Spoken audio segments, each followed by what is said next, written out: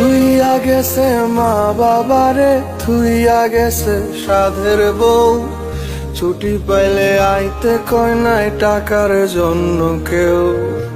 বাবা আর কয়টা দিন থাক, বাড়িটা পাকা হইয়া যাক। আদর করে বলছে মায়ে ফেলতে পারে নাই। আজ কবরটারে টাইলস কইরা বাধায় রাখবে রে। টাকার মেশিন ঘুমায় থাকবে অতি যতনে।